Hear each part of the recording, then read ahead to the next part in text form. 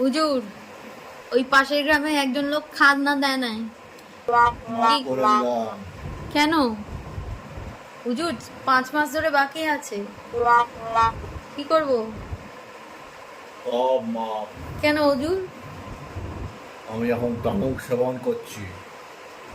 তামাক সেবন তো স্বাস্থ্যের পক্ষে ক্ষতিকারক হুজুর। আপনি কেন তামাক সেবন করেন? মনের পক্ষে ভালো। মনের পক্ষে তো ভালো, তো কি হয়েছে?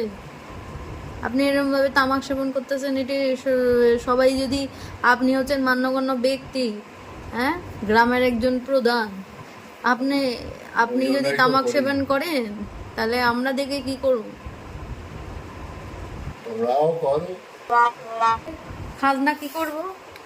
খাজনা মুকুব। আরো 5টা গ্রামের খাজনা মুকুব করে দেবো?